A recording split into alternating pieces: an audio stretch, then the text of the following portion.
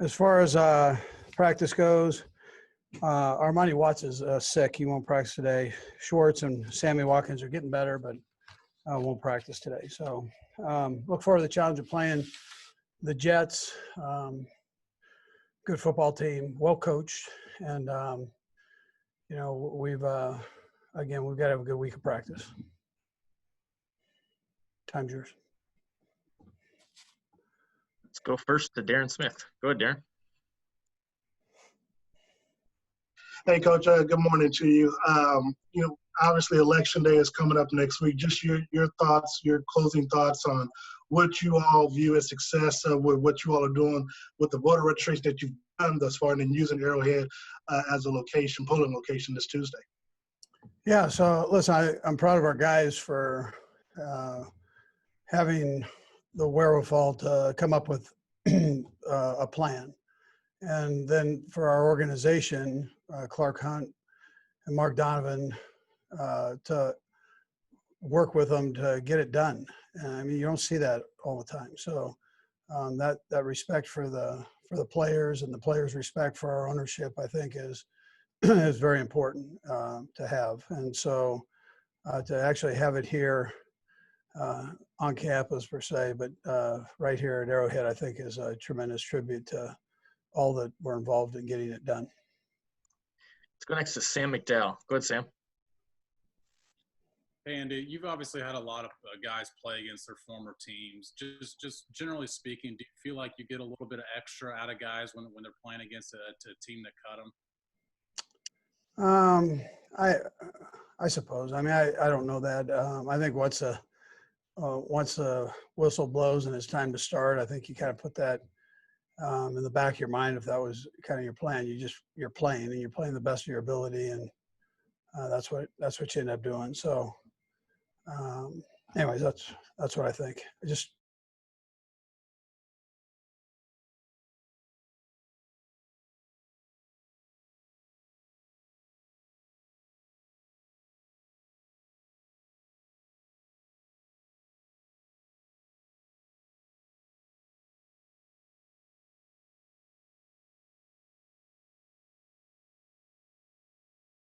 Unique for them, what would it be? Yeah, well, I mean, it's a phenomenal sports town, I guess. Herbie is what I'd tell them, and not that Toronto's not. I'm not saying that. They're good people up in Toronto too. So, but I believe we'd love to have you, and let's go. Let's roll. No better sports place than right here. Let's go next to Nate Taylor. Go ahead, Nate. Hey, Andy, I know we're getting Travis here in a little bit. I wanted to ask you, just in terms of production, consistency, even improving as a run blocker from when he started, just where are you most impressed with what Travis has done this season so far? Yeah, well, he's obviously a complete player, Pro Bowl player, All-Pro player, record holder, all those things. But every day he comes to work, and that's the part I like the best. And he tries to get better at his game. I mean, he diligently works with Pat, diligently works with Tom in the run game, asks questions, wants to get it right, all those things. I mean, and wants to be the best. So I can appreciate that. Absolutely. Go next to Seren Petro. Go ahead, Seren.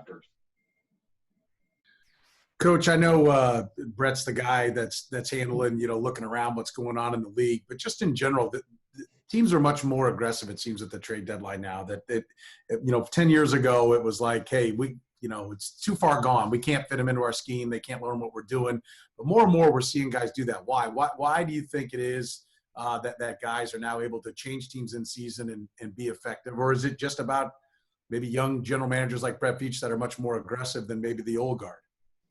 Yeah, it might be. I'm not. That's a good question, though, Seren. I think just with the way free agency sets up in its world today and the salary cap, I think people are a little bit more flexible, and you have to be with bringing people in and letting people go. And and so I think just with time here, that's ended up causing people to be a little bit more aggressive and feel more comfortable bringing people in. But I can't tell you the success rate right off the top of my mind here, but I could tell you before free agency wasn't a high success rate. I can't tell you what it is bringing guys in on the trades, but it seems like it might be even a little bit more successful than true free agency. We've got 2 more questions. We'll go with Pete Sweeney and then Todd Lebo. Go ahead, Pete. Good morning, Coach. Since he arrived in Kansas City, Le'Veon has just been really, I think, outward with how happy he is to be here. In your eyes, how has he been a fit inside the locker room, and why has Kansas City been such a good fit for him? Well, I think the offense fits him. And, I mean, he can see his talents and what he does best show up, in this offense. He could see it before he got here, and then he had a chance to show it here the other day. So I think that for a player, that's a positive thing. And I can't tell you how he felt going to New York. I don't know that. So, but I think with ours, he could see it, and we put him to work. So I think that's what he wanted. He wants to play, and I think he and Clyde are a good combination right there. And he's a good person. And we have Darryl too. So you don't forget about Darryl, who's a good football player too. And so it all works out, well for us in that position. We'll go to Todd Lebo with the last one. Go ahead, Todd. Hey, Coach, from the outside, people will look and say the Jets don't have a chance, 21-point underdogs, all that stuff. They haven't won a game. When you address the team, what do you tell them about the Jets that's dangerous? I mean, what about their scheme or their personnel can provide some danger to you guys this week? Yeah, so this league is been all about parity. I mean, that's what the league strives for. And so it's never as good as you think and never as bad as you think. Whether it's driven by the gambling or whether it's driven by the media, whatever it's driven by that present those numbers, I don't pay attention to them first, but you mentioned them to me. So I go off of what I see on tape. I go off of that every week somebody gets picked off that was one of these favorites or whatever. And so you go back and you focus on your agenda and you study the opponent, you respect the opponent, and then you get yourself right to make yourself get better every week. And if you lose focus on that, then you have a problem in this league. I mean, these are good football players and good coaches. And so best in the world, right, as you look at it. So you don't lose focus on that. Let's start with Herbie Teope. Go ahead, Herbie. Hey, Patrick, just a question off the football field. And I know you took to social media and made a pitch somewhat to the Toronto Raptors, but with the city yesterday now making a formal pitch, what would your sales pitch be to the Raptors to come here? Yeah, I mean, obviously Kansas City is a great spot for any franchise to be at. I mean, if you look at the support that the Royals have, the Chiefs, Sporting KC, and everyone else that plays out here. I mean, the fan base is crazy, and they love sports, and they love to be here. And if you look just down the road at Lawrence, and you see the way the Jayhawks, how they pack out that place every single week, you know that the T-Mobile Center or whatever would be a great spot for any basketball franchise to be at. Let's go next to Adam Teicher. Go ahead, Adam. Hey, Patrick, I wanted to ask you something you said after the game. You made a reference to yourself as the young Patrick would have forced the ball down there. You remember talking about a certain play in the Denver game. And I wanted to ask you, now that you're an old man, do you think there'd be a lot of plays that you'd look back at from your earlier in your career, the first few games, and say, boy, I wouldn't do that now? Or do you think there wouldn't be a lot of plays like that? And Brad, I'll have one quick follow-up too.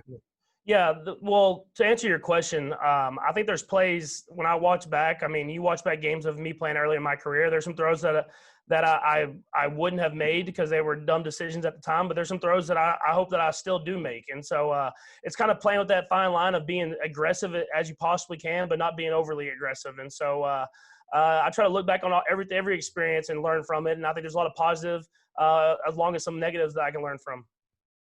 Okay, and on the second matter, the Jets showed some interest in you when you were coming out in the draft. If I'm not mistaken, you went up there for a visit before the draft. They had one of the top 10 picks that year. Did you feel like they were serious? Did you feel like there was a significant chance you might be going to New York? Yeah, I mean, I definitely thought there was interest there. I mean, whenever you get on those visits, you know that they're pretty interested in doing their due diligence. So, I mean, I definitely thought there was interest there, but At the time, they drafted a great player in Jamal Adams, and I mean, you can't really argue with that one. Let's go next to Dave Scretta. Go ahead, Dave. Hey, Pat, this is sort of an oddball question too, but I'm curious who cleaned the paint off your dog's feet on that gender reveal. And then kind of more importantly, why is it important for you to put yourself out there for your fans and the public away from the field, and your fiance too, for that matter?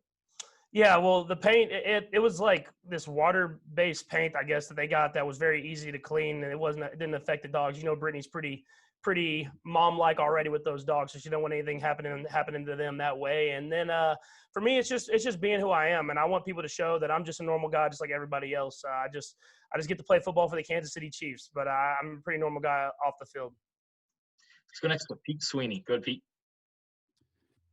Hey, Patrick. So obviously with the records, you guys have a way better record right now than the New York Jets. Just what ways are you staying on top of guys as the loudest voice to make sure, we don't overlook this game? I think people understand that in this league, you can't overlook anybody. I mean, if you watch the tape and don't look at the record, you understand that this is a good football team. It's a team where a lot of guys are making a lot of plays, and they have a lot of guys that have made plays in other spots and other teams. And so you understand that it's going to be a great challenge for us, and we have to go out there and play our best football if we want to win. And I think that's not an overstatement. That's just true and how this league works. Let's go next to Darren Smith. Go ahead, Darren.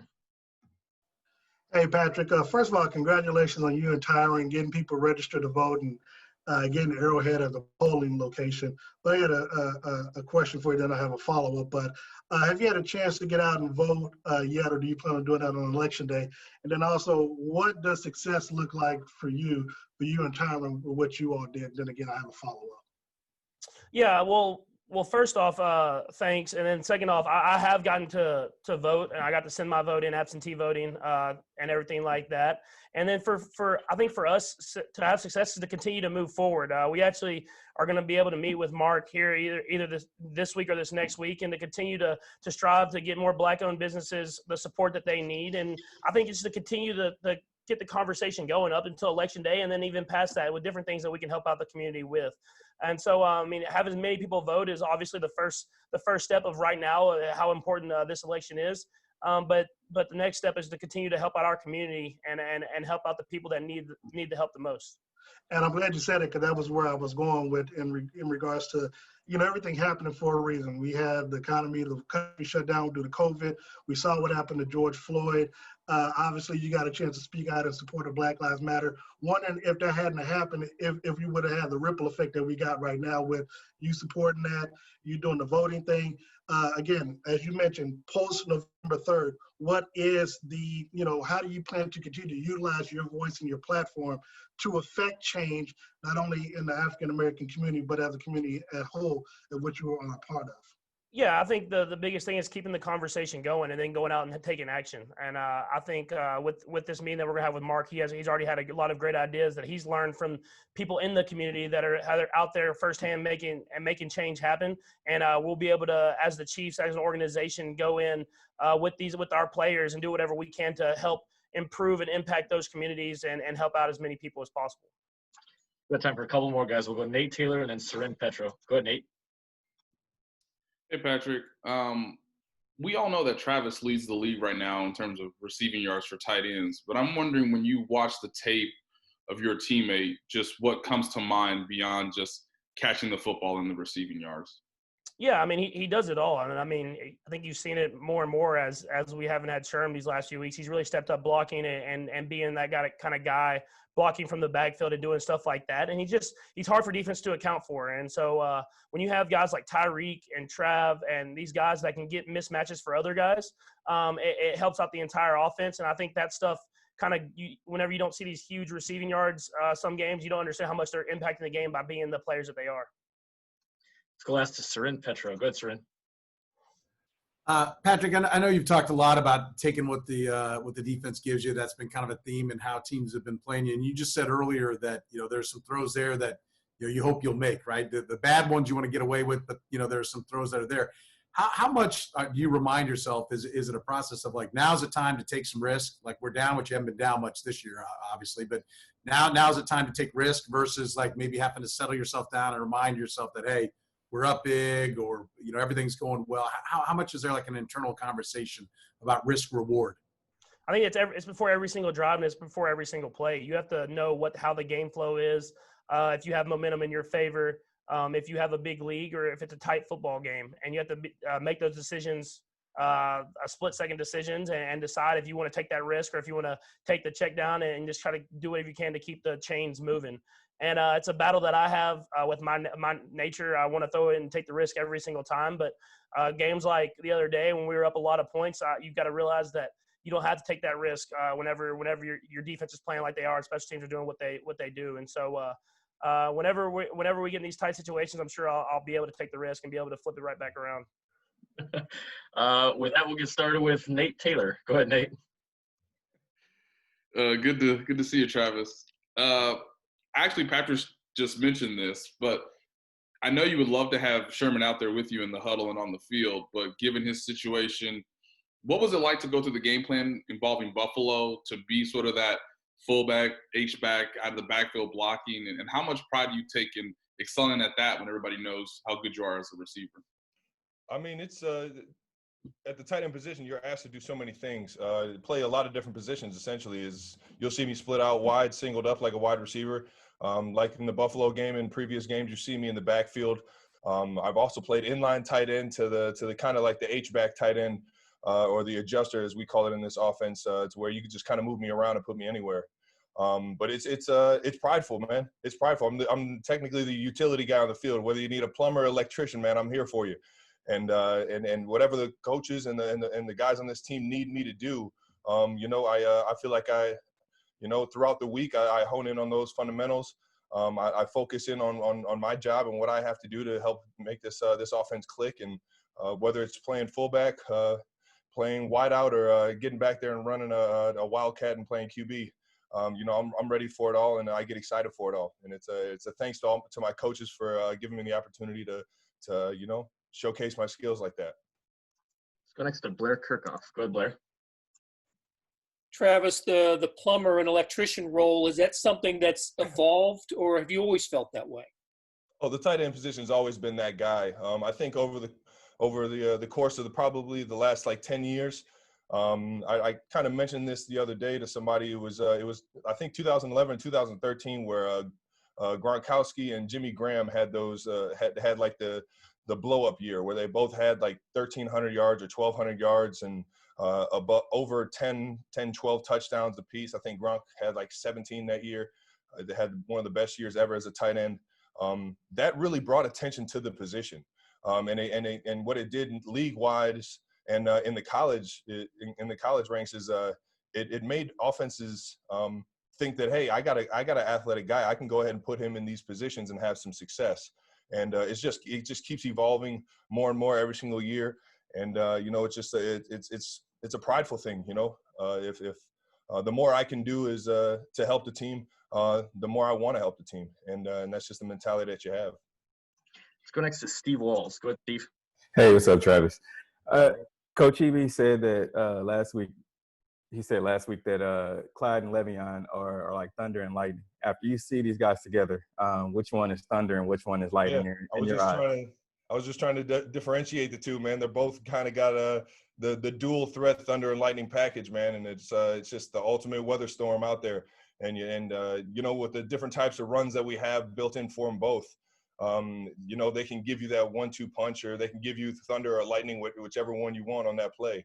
And it's just to have a two-headed monster back there, and then you throw in D. Williams, Daryl, and Andre. You throw all those guys in there, and we got one heck of a running back room. As the blocker, that gets you excited, man. You got somebody that can take it to the house any point in the game, man. You want to make sure that you get your guy that much more. We've got 4 hands up. We'll go right down the line, starting with Harold. Go ahead, Harold. Hey, Travis, two-parter here. I was watching Inside the NFL last night. Ray Lewis, Brandon Marshall discussed tight ends as being divas, but also the smartest on the field. I just want to know your thoughts on what they had to say about that. And also, Patrick Mahomes had just mentioned, he might try to put more into black-owned businesses. I know you've been invested in the community as well. After, of course, next Tuesday, when everything with Arrowhead Stadium and voting is done, your last thoughts on that and what's next for you guys pushing forward to help the community? Well, to answer the last question first, I think everyone kind of just has to take a role and find their lane and find what they feel comfortable with. What I tend to feel more comfortable with is attacking the youth and making sure that systemic racism is eliminated and try and give the advantages to the inner city, to a lot of the minorities that don't have those advantages and don't have that much effort being given to them, and or focus being given to them. That's why you see me out in the Kansas City area trying to help out the kids as much as I can and trying to hit these the areas that have poverty. And to move on to the tight end question, in this offense, you definitely have to be a smart football player no matter what position you're playing. And the tight end position tends to get moved around a lot more than others, which means you got to be that much more locked into the game plan and what we're trying to get done. In terms of divas, I think there's a lot of personality in the tight end room. You get both the being electric and enjoying having the ball in your hands, but then at the same time you got to have a physicality to you to be able to get after somebody in the run game. And yeah, you'll see a lot of personality in the tight end room. So I can't necessarily say I disagree, but I appreciate them at least acknowledging that we're some smart football players. Let's go next to Adam Teicher. Go ahead, Adam. Hey, Travis. It seems like you and Pat have a better thing going in the red zone than maybe you've had in the past. Just wondering, is there something you can put your finger on there as far as why maybe that connection's better in the red zone this year? And Brad will have a quick follow-up as well. I think a lot of it is just having the right mindset, the right focus, and just being on the same page. It is what it is. There have been plays where I haven't been in the right place at the right time. And this year it's just making sure that I finish drives the right way and being there for my quarterback and making plays when the ball is in the air. That's the biggest thing, is that when you get the opportunity, you got to make that play. And you know what? I think this year it's just been that much more dialed in and that much more successful because of it. Okay. And also, haven't had a chance to talk to you since the Oakland game, but you were unhappy on social media after that game. You kind of blamed yourself for what happened that day. Why were you so unhappy with yourself? What do you feel like you did that day or didn't do that day?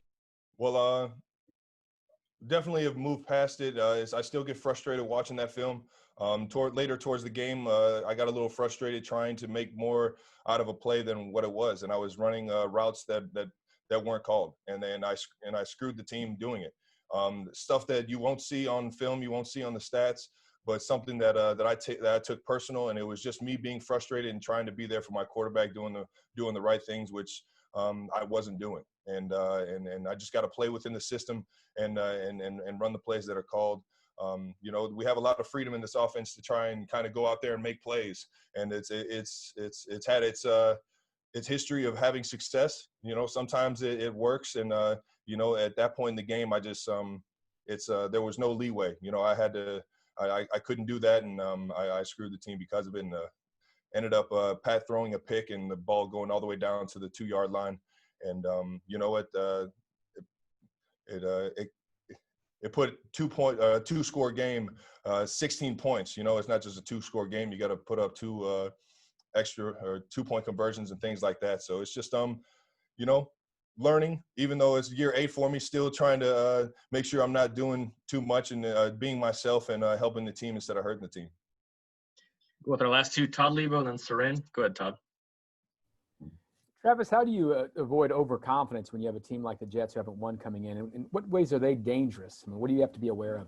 We got to focus on ourselves. That's the biggest thing, and I think we can take that from every game that we've played this year, is that when we play to our ability, when we let the game come to us and we don't try and do too many things offensively or trying to go above and beyond. We have all the players that we need. We got the best weapons in the National Football League right here in this building.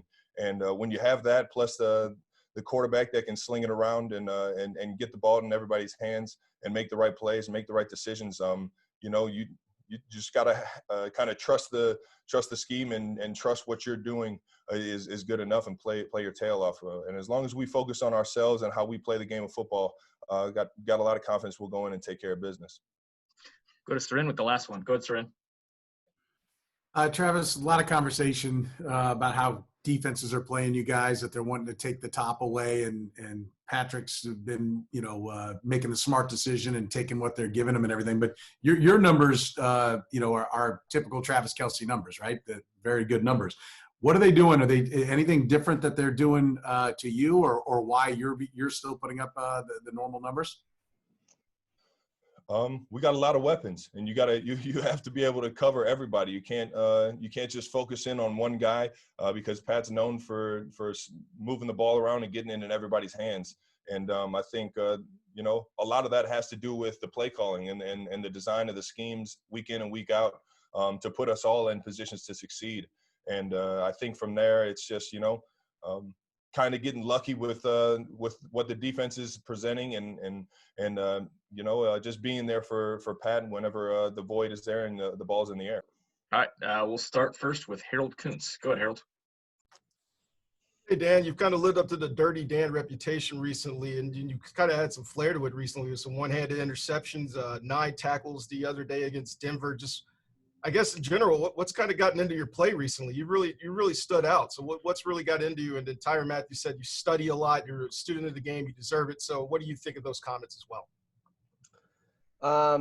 It's a lot goes to the leadership on the team. You got Tyrann and our coaches that encourage us to push ourselves during the week, during practice, and to study hard and to practice hard. And those plays that other guys make, they're just a reflection of the hard work that everybody puts in during the week. Let's go next to Matt McMullen. Go ahead, Matt. Hey, Dan. So you've been here a while now. What's your favorite thing about the secondary right now this year? We're probably as close of a unit as I've ever experienced in my 7 years, and a lot has to do with guys coming back. We've got the same pretty much secondary that we had last year for the most part.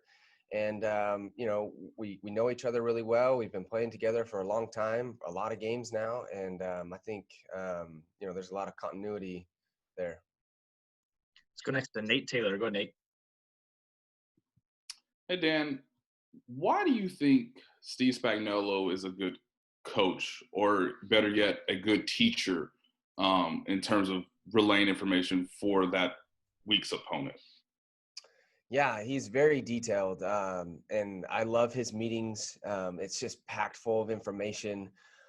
He feeds us as much as we need, and you never feel like you're unprepared going into a week or practice, because their preparation, the coach's preparation, and the way that they teach it to us is the best that I've ever had. And when you have a coach like Steve Spagnuolo that's willing to do that, and you've got players that are willing to put in the time to learn and to digest what he's teaching and coaching us, then you've got a recipe for success. Let's go next to Pete Sweeney. Go ahead, Pete. Hey, Dan, similar vein to Nate's question. You've been here for 7 years, as you mentioned. What do you think, now that we're a year and change into Tyrann being here, what has he injected into both the defensive room and then the defensive backs room? There's a lot of that Tyrann does. One is his energy. I think that's the one thing that probably stands out the most, is he has the ability to create this energy, and it's contagious. It's something that rallies everybody on defense. You want to be a part of it. You grow from it. Everybody leans off it. And then his football intelligence is off the charts. He's a very intelligent football player, very smart, his understanding of the game. And so that is able to translate to other players on the team as we get to play around him. It elevates everybody's game. Let's go next to Adam Teicher. Go ahead, Adam. Hey, Dan, is there an area you feel like that you can grow, you mean the team, the Chiefs, can grow on defense? In other words, is there an area where you feel maybe you guys are right around the corner for making an improvement? Yeah, there's probably a lot of things that we are still chasing and improving. Things we really like the idea of being a stout defensive team as far as stopping the run. And so that's something that we're going to be chasing, and we're always going to be trying to improve week in and week out. And then always, board. And so, just keeping those points low, and closing games out. You can play good defense for 3 quarters, right, and have the game in hand, but you still don't want those points to creep up on the scoreboard. And so things like that we're always chasing. But within the scheme, it's always you're chasing improvement for self, for mastery of the scheme. There's a lot of things that we're chasing to improve week in and week out. Let's go last to Soren Petro. Go ahead, Soren. And I'll have a follow-up here real quick when I get done. Dan, the defense has gotten so much better over the last 2 years. You guys are playing with confidence. How much does that, is it the confidence comes first and then you play better, or is the playing better? And how good you guys have been really since midseason last year when everybody got healthy? Is that what feeds on it? Which one seems to come first? You know what? I think confidence comes from the hard work that you put in. And so, that's what we try and do week in and week out. If we have a solid Wednesday, Thursday, Friday practice and solid preparation and film study and everybody's locked in, that's the confidence that we carry into the game. And then that obviously translates into, production and playing well. And so I think it even goes a step further to say it's the work and the preparation that ultimately, produces the success on the field. And I remember a long time ago, Brian Waters told me, hey, listen, no matter what's called, we got to run it, right? So, like, even a bad play, we're going to run a bad play. And everybody being in on a bad play is better than everybody trying to freelance and do their own thing. But he said, when you get a coach that gives you a chance to succeed, you're much more committed to it. I'm just curious, does that, Steve Spagnuolo seemingly has kind of called his shots. He said, hey, in training camp last year, he said, judge us in the second half. That's when it's all going to come together. It all came together. This year in camp, he's saying things like, the next step for us is for takeaways. We got to take the ball away more. You're second in takeaways. How much is Steve Spagnuolo and his whole coaching staff, right, and their ability to make sure that they're maximizing what you guys do and putting you in a position to succeed? How much does that add to the confidence level? Oh, it adds a lot. And I think there's been enough time for us to get to know one another. And like I said, we've been a group, coaching staff and players included, for a long time now.